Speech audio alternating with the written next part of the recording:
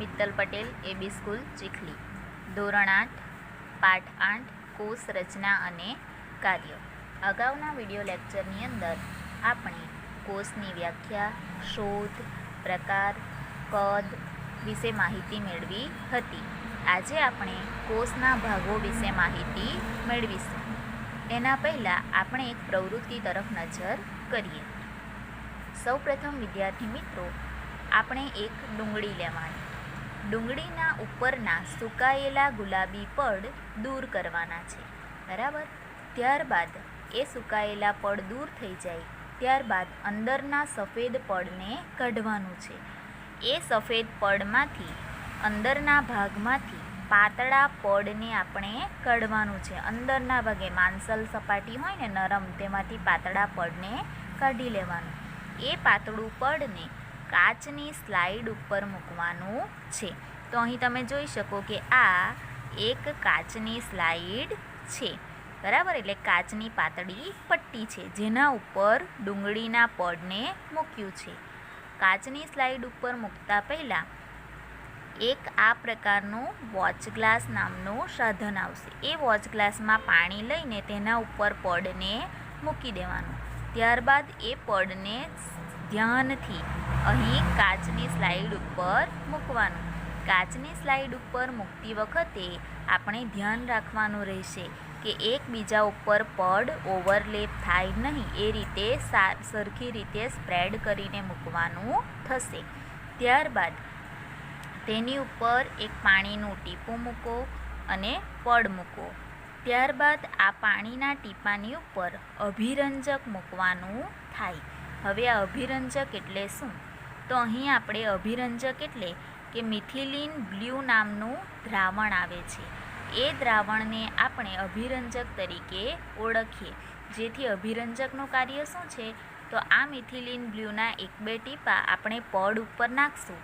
ત્યારબાદ આપણે આ પડને માઇક્રોસ્કોપમાં સૂક્ષ્મદર્શક યંત્રમાં અવલોકન કરવાનું થાય. તો જ્યારે આપણે અવલોકન કરશું તો આ મિથિલિન બ્લુ નાખ્યું હોવાથી કોષના ભાગોને આપણે સારી રીતે અને સ્પષ્ટ રીતે જોઈ શકશું. જેથી આપણે અહીં અભિરંજકનું કાર્ય ખબર પડી જાય કે અભિરંજકનું કાર્ય શું છે, કે કોષના ભાગોને સારી રીતે સ્પષ્ટ જોવા માટે તેનો ઉપયોગ કરી શકાય.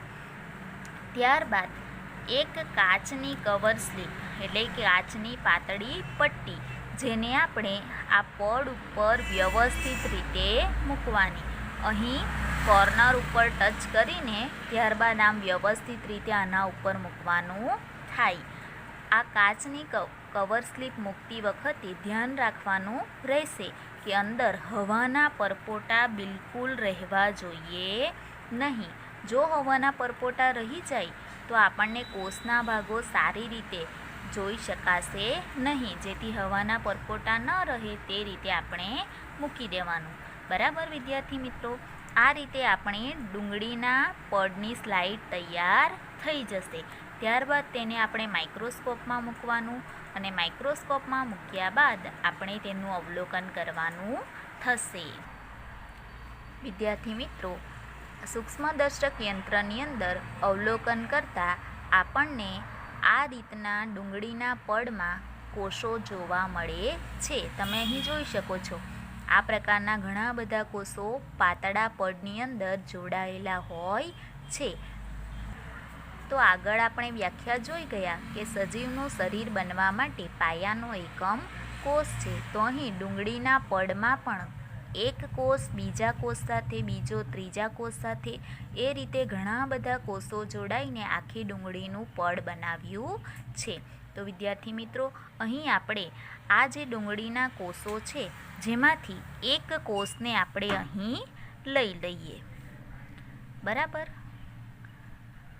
આ રીતે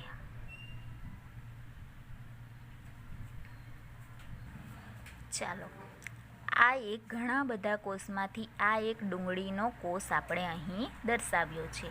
હવે આ જે ડુંગળીના કોષનો એક ભાગ લીધો છે જેની અંદર ઘણા બધા ભાગો આપણે જોઈ શકીએ છીએ. ચાલો, અંદર તમને અહીં આ રચના જોવા મળે છે. આ ભાગને કહેવામાં આવે છે કોષ કેન્દ્ર.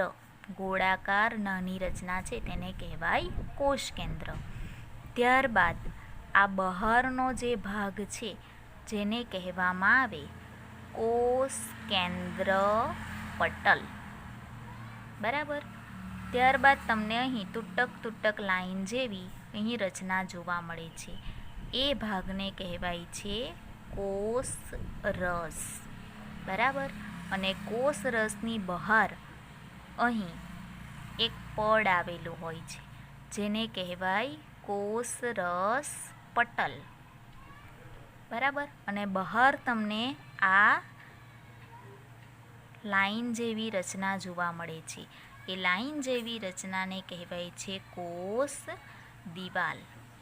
તો વિદ્યાર્થી મિત્રો, એક કોષની અંદર કોષ કેન્દ્ર પટલ, કોષ રસ પટલ અને કોષ દિવાલ આટલા બધા ભાગો આવેલા હોય છે. એમ દરેક કોષમાં આ બધા જ ભાગો જોવા મળે છે.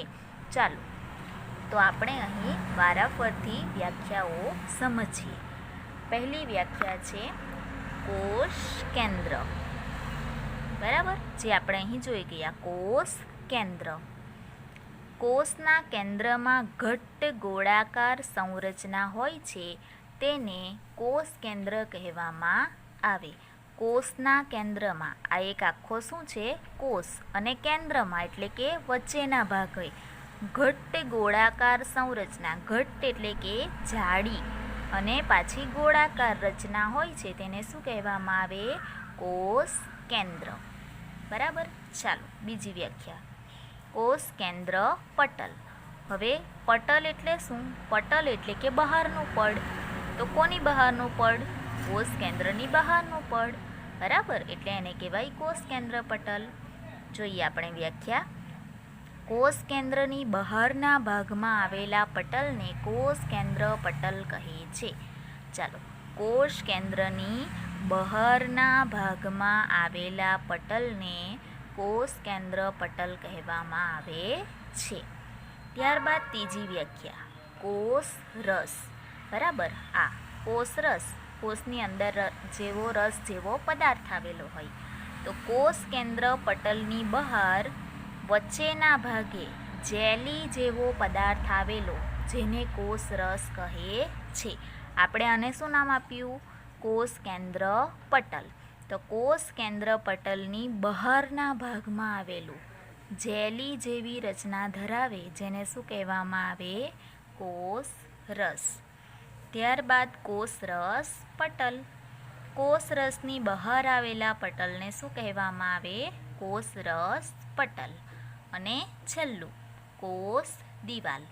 તો સૌથી બહાર એટલે કે આ કોષની અંદર કોષ કેન્દ્ર પટલ, કોષ રસ પટલ અને તેની બહાર એટલે કે સૌથી બહાર આવેલા દ્રઢ મજબૂત આવરણ દ્વારા આવરિત હોય છે જેને કોષ દિવાલ કહે છે. સૌથી બહારની બાજુ આવેલું દ્રઢ અને મજબૂત, એકદમ મજબૂત દિવાલ જેવી રચના ધરાવે છે જેને શું કહેવામાં આવે? કોષ દિવાલ. તો આ કોષ દિવાલ ખૂબ જ મજબૂત હોય છે જેથી અંદર કોષ કેન્દ્ર, કોષ રસ એ બધાનું રક્ષણ કરવાનું કાર્ય પણ કોણ કરશે? કોષ દિવાલ. તો અહીં ડુંગળીના કોષમાં કોષના વિવિધ ભાગો કોષ કેન્દ્ર પટલ, કોષ રસ પટલ અને કોષ દિવાલ જોવા મળે છે. વિદ્યાર્થી મિત્રો, આપણે ડુંગળીના કોષની માહિતી મેળવી. હવે એક બીજી પ્રવૃત્તિ જોઈએ ગાલના કોષ વિશે. બરાબર. ચાલો ગાલના કોષ વિશે માહિતી મેળવવા પ્રવૃત્તિ કરવા આપણે શું કરવું પડે? તો અહીં સ્વચ્છ ટૂથપીક લો. ટૂથપીક એટલે શું જાણો છો તમે? ટૂથપીક એટલે કે જ્યારે આપણે કંઈક ખોરાક ખાઈ લીધો હોય, બરાબર, ખોરાક ખાધા બાદ આપણા મોઢામાં કંઈક રહી ગયું હોય, ખાવાનું રહી ગયું હોય, તો એને કાઢવા માટે આપણે એક સળી જેવું વાપરીએ છીએ. બરાબર. તો એ સળી જેવું હોય તેને ટૂથપીક તરીકે ઓળખવામાં આવે. જો તમારી પાસે ટૂથપીક નહીં હોય તો તમે માચીસની સળી પણ લઈ શકો. માચીસની સળીની આગળ જે કાળા રંગનો ભાગ હોય જેને ગંધક તરીકે ઓળખવામાં આવે તો એ ગંધકને દૂર કરી નાખવાનો. ત્યારબાદ માચીસની સળી ઉપયોગમાં લઈ શકાય. જો ટૂથપીક અને માચીસની સળી નહીં હોય તો તમે ચમચીનો પણ ઉપયોગ કરી શકો. આ ત્રણેય વસ્તુમાંથી કોઈ એક વસ્તુનો ઉપયોગ કરી શકો. ત્યારબાદ ચાલો અહીં આપણે લઈએ કે ચમચી લીધા બાદ શું કરવાનું કે ગાલની અંદરની સપાટી પર ધીમે ધીમે ખોતરવાનું છે. એટલે કે ચમચીને ગાલની અંદરની સપાટી પર મૂકવાનું અને પછી ધીમેથી ગોળ આ રીતે ફેરવવાનું છે, જેથી ગાલની અંદરની સપાટી પરથી થોડું પાણી જેવું સફેદ રંગનું દ્રવ્ય જોવા મળશે. એટલે કે પ્રવાહી જેવું ચમચીની અંદર આવી ગયેલું જોવા મળશે. તો જે પ્રવાહી છે જેને કાચની સ્લાઇડ ઉપર મૂકવામાં આવે છે, એટલે કે આ રીતની કાચની સ્લાઇડ હોય તેના ઉપર જે ચમચીમાં પ્રવાહી નીકળ્યું હોય તેને મૂકવામાં આવે છે. ત્યારબાદ તેના ઉપર પાણીના 1-2 ટીપા મૂકો. ત્યારબાદ તેના ઉપર આયોડીનનું 1 ટીપું મૂકો. આયોડીન શું છે? દ્રાવણ છે, જેથી અંદરની રચના સારી રીતે જોઈ શકાય. ત્યારબાદ કવર સ્લીપ મૂકવામાં આવે છે. ડુંગળીના કોષમાં આપણે જોઈ જ ગયા છે કે કવર સ્લીપને મૂકતી વખતે શું કાળજી રાખવાની? બરાબર વ્યવસ્થિત મૂકવાની, જેથી અંદર હવાના પરપોટા રહી નહીં જાય. ત્યારબાદ આપણી સ્લાઇડ તૈયાર થઈ જશે. તો આ સ્લાઇડને માઇક્રોસ્કોપ એટલે કે સૂક્ષ્મદર્શકમાં અવલોકન કરવાનું. તો ગાલના આ પડમાં આપણે શું જોવા મળે છે? તો વિદ્યાર્થી મિત્રો, ગાલના કોષની અંદર આપણે જ્યારે અવલોકન કરશું સૂક્ષ્મદર્શકમાં ત્યારે આપણને આ પ્રમાણેના ગાલના કોષો જોવા મળશે. ચાલો, જેમ આપણે ડુંગળીના કોષમાં જોઈ ગયા તે જ રીતે ગાલના કોષમાં શું જોવા મળે છે આપણે જોઈએ. તો અહીં તમને આ જે ભાગ જોવા મળે છે જેને કોષ કેન્દ્ર તરીકે ઓળખવામાં આવે છે. બરાબર. ત્યારબાદ આપણે આગળ જોઈ ગયા તેમ કોષ કેન્દ્રની બહારના ભાગને શું નામ આપ્યું હતું? કોષ કેન્દ્ર પટલ. બરાબર. કોષ કેન્દ્ર પટલની બહારનો ભાગ તેને શું કીધું હતું? કોષ રસ. બરાબર. વ્યાખ્યા તો આપણે જોઈએ જ છે કે કોષની અંદર ગોળાકાર ઘટ્ટ સંરચના જોવા મળે જેને કોષ કેન્દ્ર તરીકે ઓળખવામાં આવે. કોષ કેન્દ્રની બહાર આવેલા પડને કોષ કેન્દ્ર પટલ તરીકે ઓળખવામાં આવે. ત્યારબાદ કોષ કેન્દ્ર પટલની બહાર જેલી જેવો પદાર્થ પ્રવાહી જોવા મળે જેને કોષરસ તરીકે ઓળખવામાં આવે છે. ત્યારબાદ અહીં કોષરસની બહાર આ જે તમને પડ જોવા મળે છે જેને કોષરસ પટલ તરીકે ઓળખવામાં આવે છે. બરાબર. તો કોષરસની બહાર આવેલા પડને કોષરસ પટલ તરીકે ઓળખવામાં આવે છે. તો વિદ્યાર્થી મિત્રો, અહીં ગાલના કોષમાં કોષ કેન્દ્ર પટલ, કોષરસ અને કોષરસ પટલ એમ 4 ભાગો જોવા મળે છે. તો તમે અહીં વિચારી શકો કે ડુંગળીના કોષમાં અને ગાલના કોષમાં શું તમને કોઈ તફાવત જોવા મળે છે? કયો ભાગ એક એવો છે જે ડુંગળીના કોષમાં જોઈ શકાય છે પરંતુ ગાલના કોષમાં જોવા મળતો નથી? તમે વિચારી શકો છો કયો ભાગ જોવા નથી મળતો? તો કોષ દિવાલ. બરાબર. આ કોષ દિવાલ એ ડુંગળીના કોષમાં એટલે કે વનસ્પતિ કોષમાં જોવા મળે છે, પરંતુ ગાલનો કોષ આપણે મનુષ્યના ગાલની સપાટી પરથી પ્રવાહી લીધું હતું ને, તો મનુષ્ય પ્રાણી કહેવાય. તો પ્રાણી કોષ એટલે કે ગાલનો કોષ પ્રાણી કોષ કહેવાય. તો પ્રાણી કોષમાં કોષ દિવાલ હાજર હોતી નથી એટલે કે આવેલી હોતી નથી, જ્યારે વનસ્પતિ કોષમાં કોષ દિવાલ હાજર હોય છે. તો અહીં આપણને પ્રશ્ન થાય કે વનસ્પતિ કોષમાં કોષ દિવાલ હાજર હોય છે અને પ્રાણી કોષમાં કોષ દિવાલ હાજર હોતી નથી, તો આવું કેમ? બરાબર, પ્રશ્ન થાય ને. તો આપણે જોઈએ, વનસ્પતિ કોષને કોષ દિવાલની જરૂરિયાત શા માટે હોય છે? શું કીધું છે પ્રશ્ન? વનસ્પતિ કોષને કોષ દિવાલની જરૂરિયાત શા માટે હોય છે? તો અહીં જોઈએ આપણે, કોષરસ પટલની બહારની બાજુ જાડું પડ આવેલું હોય છે. ડુંગળીના કોષમાં આપણે જોઈ ગયા, કોષ દિવાલ ક્યાં આવેલી હતી? કોષરસ પટલની બહારની બાજુ. તો કોષ દિવાલનું કાર્ય શું છે? કોષોને રક્ષણ આપવાનું. હવે કોષો એકબીજા સાથે જોડાયેલા હોય. ડુંગળીના કોષમાં આ રીતે હતું ને, એ લોકો એકબીજા સાથે બધા કોષો જોડાયેલા હતા. તો આ જે કોષ દિવાલ છે તે આખા કોષને રક્ષણ આપે. બીજી આ કોષ દિવાલ છે તે આ કોષને રક્ષણ આપે. આ કોષ દિવાલ આ કોષને રક્ષણ આપે. તો કોષ દિવાલનું કાર્ય કોષોને રક્ષણ આપવાનું છે. બીજું કે આ જે બધા કોષો છે વનસ્પતિની અંદર, ડુંગળીની અંદર, તો તે કોષો તાપમાન, ઝડપથી ગતિ કરતી હવા અને વાતાવરણીય ભેજ, બરાબર, તાપમાન એટલે ગરમી, ઝડપથી ગતિ કરતી હવા એટલે કે પવન, અને વાતાવરણીય ભેજ એટલે કે વરસાદ હોય કે ઠંડી હોય, ગરમી હોય, બરાબર. તો આ બધા પરિવર્તનથી પ્રભાવિત થાય છે.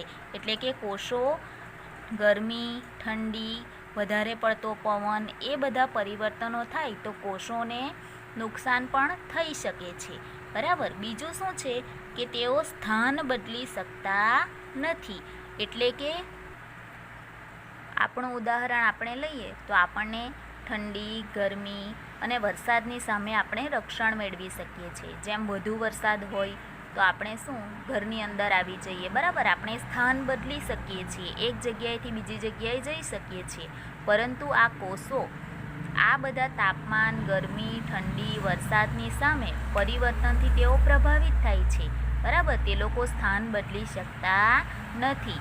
એથી આ કોષની આજુબાજુ આ મજબૂત દ્રઢ આવરણ આવેલું હોય છે, જેને કોષ દિવાલ કહેવાય. અને કોષ દિવાલથી તાપમાન, ઠંડી, ગરમી, વાતાવરણીય ભેજ સામે રક્ષણ પૂરું પાડે છે, જેથી વનસ્પતિના કોષમાં કોષ દિવાલ આવેલી હોય છે અને પ્રાણી કોષમાં કોષ દિવાલ આવેલી હોતી નથી.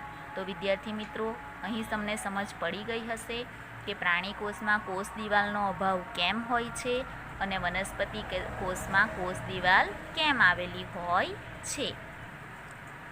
તો ચાલો વિદ્યાર્થી મિત્રો, આજે આપણે ડુંગળીના કોષ અને ગાલના કોષની પ્રવૃત્તિ, આકૃતિ અને તેની રચના વિશે માહિતી મેળવી. Thank you so much.